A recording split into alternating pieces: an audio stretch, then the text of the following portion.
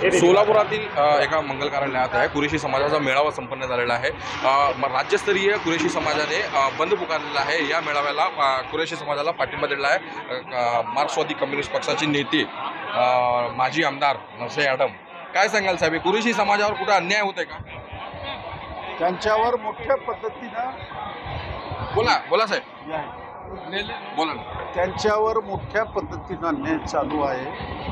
महाराष्ट्रात 5 लाख कुरेशी समाज गेले अनेक दिवसापासून त्यांचे स्लाटरी बंद करून सगळा व्यवहार बंद करून आम्हाला बाकड जनावर कापायला परवानगी द्या, आमच्या रोजीरोटीचा प्रश्न आहे।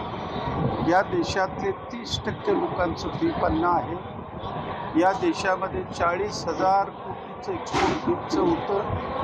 या देशामध्ये अनेक ऑपरेशन्स किंवा इंजेक्शन बरंच असेल, हे सगळं त्या भाकड जनावराच्या अवयवामधून निघत आहे। असं उपयुक्त भाकड जनावर ज्याला शेतकऱ्याचा आधार आहे, 20-25 हजार रुपये मिळेल वर्षाला। 4 भाकड जनावर जर त्यांनी विकलं तर त्याला लाख-दीड लाख रुपये मिळेल। आज केरळमध्ये 40,000 भाव आहे, महाराष्ट्रात 10,000 आहे। काही दिवसांनी 5,000 सुद्धा होईल, लोक कोणी देणार नाही। आज बीटची किंमत कमी आहे, 250 रुपये एका किलोला आहे। मटणाची किंमत 720-750 पर्यंत आहे। म्हणून असं सगळ्याला परिणाम करणारा, शेतकऱ्याला मदत करणारा, आम जनतेला अन्न देणारा अशा पद्धतीचं असल्यामुळं त्यांच्या लढ्याला आम्ही भरपूर पाठिंबा देणार। यश मिळेपर्यंत त्यांची पाठिंबा। मास्तर 2014-15 मध्ये ज्यावेळेस फडणवीस सत्तेमध्ये आले महाराष्ट्र राज्यात, त्यावेळेस गोवंश हत्याबंदीचा कायदा झाला आणि ह्या कायद्याची कडक अंमलबजावणी राज्यात सुरू झाली। तेव्हापासून जे आहे गोवंश प्राणी कापण्यास मनाई करण्यात आलेली आहे। तर तुम्ही मागणी करताय की गोवंश प्राणीच कापायचं अशी मागणी करताय तुम्ही? आमचं काय म्हणणं काय आहे, गाय आणि वासरूबद्दल आमचं काय म्हणणं, बिलकुल आम्ही त्याला हात लावणार नाही। त्याला आम्ही मानतो, गाय आमची माता आहे, आम्ही समजतो। जे भाकड आहे, ज्याच्याकडनं कुठलं निरुपयोगी वस्तू झालेला आहे, त्या निरुपयोगी झालेल्या भाकड जनावराला कापून हे उदरनिर्वाह करतात, देशाचं गाडा चालवतात। 40,000 कोटीचं कोण आहे त्याच्यामध्ये? जैन आणि गुजराती सगळे एक्सपोर्ट करणारे। मग आम्हाला का दोष देतात? शेतकऱ्याचा आधार आहे भाकड जनावर, म्हणून या सगळ्याकरता ही लढाई आहे। भाकड जनावरांसाठी सरकारने गोशाळा आणि किंवा शेतकऱ्यांना अनुदान वगैरे जाहीर केलेलं आहे, तरी देखील तुम्ही आता गोशाळा नको आणि आता कापायचं तर मला दाखवून द्या अनेक गोशाळा त्या बैलाच्या जे त्यांना जे लागतं गवत ते नाही म्हणून मरू लागले। गोशाळ्यात अनेक ठिकाणचे वृत्तांत आहे। आणि मला हे सांगा, मला गोशाळा म्हणून सांभाळा ना, कोण नको म्हणले तुम्हाला? जे निरोपी आहे, डॉक्टर स्वतःहून त्याची तपासणी करून त्याला शिक्का मारल्याशिवाय तो कत्तलखान्यात जात नाही। काही चालू आहे आपल्या देशात, काय सांगावं? आता आंदोलनाचा जिलानी साहब, आंदोलन कैसा होने वाला, क्या नियोजन आहे? तर काय सध्याला पूर्ण महाराष्ट्रामध्ये परिस्थिती अशी झालेली आहे की आम्ही आता सध्या तर गौवंश हत्याबंदीच आहे, पण खरेदी विक्रीला बंदी नाही महाराष्ट्रात। आमचे 95% लोक खरेदी विक्रीचं काम करतात। या बाजारातनं घ्यायचं, त्या बाजारात विकायचं, तसलेला सुद्धा जे आहेत हे गौरक्षक लोक अडवतात। अडवल्यावर हे माल जातात गौशाळ्यात। मग आता सध्याला 2014 पासून तर आता 2025 पर्यंत फक्त सोलापूर शहर व जिल्ह्यात 30,000 गुरं धरण्यात आलेले आहेत। तर मग ते गुरं गेले कुठं? गौशाळ्यात तुम्ही जाऊन बघा, 100-150 गुरं नाही आहेत। बरं, जेवढे गुरं धरले तेवढे भाकर नव्हते, ते गुरं चांगले पण गुरं होते त्यात। मग त्याची संख्या वाढायला पाहिजे का कमी व्हायला पाहिजे?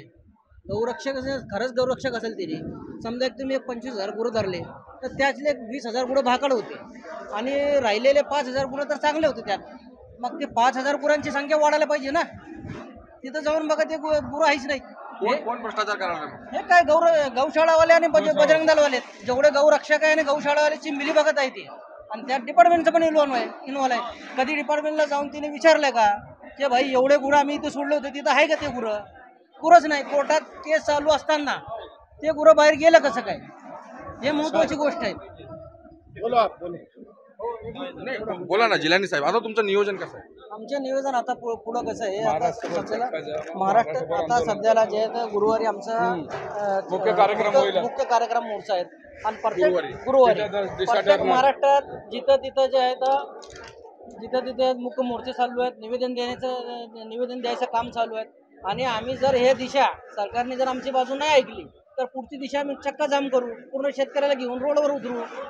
कारण हे आमचा एकट्याचा संबंध नाही आहे. कारण आता महाराष्ट्रामध्ये समजा एक साधारणतः 20,000 गुरं खरेदी विक्री होतात महिन्याला रोजच्या. ते 20,000 गुराची किंमत 30,000 रुपये धरा, तर किती रुपयाचं उलट आलं जाईल? ते पैसे शेतकरी आणि व्यापारीमध्ये फिरतात. जर हिशोब काढले आपण तर 18 लाख कोटीचं नुकसान व्हायला लागलं महाराष्ट्राचा. महाराष्ट्राची इकॉनॉमिक डिस्टर्ब व्हायला लागली. हे आपला आणि तुमचा प्रश्न आहे, हे शेतकऱ्यांचा प्रश्न आहे. शेतकऱ्यांचे जर उलाढाला कमी झाले तर मग शेतकऱ्यांनी तर आत्महत्या करायची वेळ येईल. प्रत्येक 3 मिनिटाला एक शेतकरी मरायला लागतात महाराष्ट्रात. शेतकऱ्यांची काळजी घ्यायला पाहिजे ना. हे फक्त काटिक समाजाचं नाही आहे. काटिक समाजाचे 5% लोक कापाचं काम करतात, ते पण जे लिगल आहेत म्हशीचं, आणि 25% लिगल जे आहेत ते गौवंशी जे लावलेले आहेत ते त्याचा खरेदी विक्रीचा व्यवहार करतात. मग त्या कॅटेगरीमध्ये यांना पण धरायला लागलेत. शेतकऱ्यांच्या गाडी वाहतूक होतात, त्यांना तिने धरत नाही. त्यांच्यावर एनिमल क्रुएल्टी ॲक्ट लावत नाही, फक्त खाटी समाजावरच का? कायद्याचा सर्वसामान्य लोकांना बरोबर आहे ना. म्हणजे शेतकऱ्यांवर पण गुन्हे दाखल व्हायला पाहिजे. शेतकरी आमचं म्हणणं हे नाही की शेतकऱ्यांवर गुन्हा दाखल व्हायले. कायद्याचे समजा सामान्य लोकांना बरोबर आहे. फक्त खाटी समाजाने व्यापारीच का टार्गेट आहे? मग एवढे गुरं धरलेले आहेत. हे आता सोलापूर शहरात आपले 25-30 गुरं धरण्यात, ते गुरं गेले कुठे? त्याच्या शासनाने आपल्या मारेपच्चावर इन्क्वायरी करून त्यांच्यावर गुन्हे दाखल करण्यात यावे, गौशाळेवर, गौरक्षकावर. हेच आमची नम्रपूर्वक विनंती आहे. वकील साहब, तुम्ही हाईकोर्ट मध्ये मैं को सिर्फ आप लीगल टेक्निकल बात बताऊँ आपको मैं। नहीं, अभी ये जो आंदोलन हो रहा है, जी, जी। कुरैशी समाज उनका मतलब ऐसी मांगनी है कि गौवंश जो कानून जो बना है उसमें थोड़ी सी छूट दी जाए। बताता हूँ आपको। एक्चुअली देखिए ऐसा है ना, ये जो बिल है ये बिल ही अनकॉन्स्टिट्यूशनल है। ये सरकार को समझने की ज़रूरत है। बिल अनकॉन्स्टिट्यूशनल ऐसे है कि हिंदुस्तान का आइन हमको इस बात की इजाज़त देता है मैं क्या खाऊंगा, क्या पीऊंगा, कैसे रहूंगा, मेरा मकान कैसे होगा, ये इस बात का ये मेरा डेमोक्रेटिक राइट है। ये गवर्नमेंट को समझने, अब इनके पास नंबर्स है, उन्होंने उठा और ठोक दिया। लेकिन मैं एज ए वकील मैं आपको बराह रास्त बोलता हूँ कि ये बिल ही अनकॉन्स्टिट्यूशनल है। ये बिल को फिर चैलेंज क्यों नहीं दिया हाईकोर्ट में? किया हमने चैलेंज किया, लेकिन हमारी कुरैशी बिरादरी उतनी प्रिपेयर्ड नहीं होने की वजह से कमज़ोर पड़ गई। हम लोग वाहिद उसके अंदर थे, जजमेंट आया था जिसमें 5 किलो सिर्फ हम बीफ दूसरे स्टेट से लाके हम खा सकते थे। वो जजमेंट हमारे हाथ का है, वो जजमेंट हमने लाया। उसके बाद हमारी लड़ाई कमज़ोर हो गई, उसके बाद मामला खराब होते चले।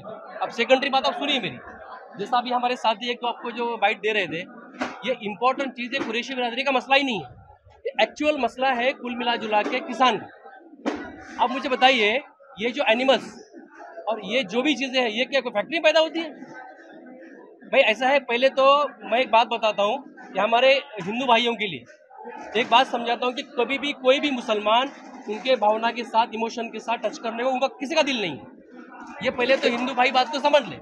किसी का ऐसा इंटेंशन नहीं कि आपकी भावना दुखे या आपकी आस्था के साथ हम लोग खिलवाड़ करें, ऐसा किसी भी कहीं से कहीं तक कश्मीर से कन्याकुमारी किसी भी मुस्लिम भाई का इंटेंशन नहीं है। अच्छा, अब एक बात समझने की ज़रूरत, तमाम लोगों ने समझाया कि गाय जुबा करना या काटना ये मुगलों के ज़माने से बंद है, लोगों को पढ़ना चाहिए, जाके लोग पढ़ते नहीं है। और जब इन्होंने हम किसके खिलाफ है समझिए आप, पहले हम गाय वंश के खिलाफ। गाय वंश में क्या है कि बैल, भाई जब एक बैल एक फैक्ट्री में नहीं पैदा, किसान के घर में पैदा होता है, जब वो उसको मराठी में बोलते शेती करण्यास अयोग्य आहे, तो मशागत करू शकत नाही, ऐसे एनिमल काटने के लिए हमको परमिशन मिली। हमारी गवर्नमेंट से आत्मन गुजारिश है। अब दूसरी बात समझिए, अब क्या होता है कि एक लाके बेचता है और उसका भाई लाके बजरंग दल में जाके गाड़ी पकड़ता है। ये भाई ये बेसिक जो रेवेन्यू है, अब मैं पॉइंट की तरफ आ रहा हूँ, बेसिक रेवेन्यू किसान का है। ये कुरैशी समाज तो ये 1000 रुपये का 500 रुपये कमाई का मालिक है, 20,000 40,000 तो किसान लेके जा रहा है, और ये 500 रुपये 1000 के लिए अपने बच्चों की जान दे रहे हैं। ये पहली बात। अब दूसरी बात समझिए, अब मैं आपको गिनाता हूँ पूरी कैटेगरी। अब इन्होंने जो GST का बिल लाया, अब मैं चलता हूँ नीचे से। अगर आप फ्रोजन बफेलो मीट खाते हैं, सुनिए, तो 12% टैक्स है। ये किसको जा रहा है? गवर्नमेंट को, GST है। उसके बाद अगर नहीं अभी ठीक है, आप ये जो बोल रहे हैं ये थोड़ा बहुत ही अभ्यासपूर्ण है। या लेकिन अभी आगे का क्या प्रोसीजर नहीं नहीं, मुझे मुझे कुछ बोलना है, अब समझिए पहले मेरी बात को। उसके बाद अगर लेदर गुड्स लेते हैं, जैसा उन्होंने कहा माजी आमदार साहब ने कि भाई आर्मी में लगता है, उस पर 28% टैक्स है, ये गवर्नमेंट को जा रहा है। अगर आप बोन से जेलेटिन लेते हैं, उस पर कितना परसेंट टैक्स देखिए। टेलो है, अच्छा टेलो चीज बिना कपड़ा और तमाम सारी चीजों के बिना, ठीक है, मैं आपकी बात 12% टैक्स है। मैं आपकी बात को मानता हूँ, ये बात आप, जी लेकिन अभी ये चालू होने के लिए क्या करने वाले हैं वो बताएं। देखिए, हमारा प्लान ऐसा है कि हम अपने तरीके से अपनी डेमोक्रेटिक लड़ाई हम लड़ रहे हैं। हमने कलेक्टर को मेमोरेंडम देना है, हमारा प्रोटेस्ट है, और हम कानूनन तरीके से अपनी लड़ाई को लड़ेंगे। हम ग्राउंड लेवल पे लड़ेंगे, हम हाईकोर्ट जाएंगे, हम सुप्रीम कोर्ट जाएंगे, और अपनी लढाई को हम कंटिन्यू करेंगे। तर आपल्यासोबत होते कुरेशी समाजातील नेते आणि मान्यवर यांनी प्रतिक्रिया दिली आहे आणि आम्ही लोकशाही मार्गाने आंदोलन करणार। महाराष्ट्र टाइम्स, इरफान शेख, सोलापूर।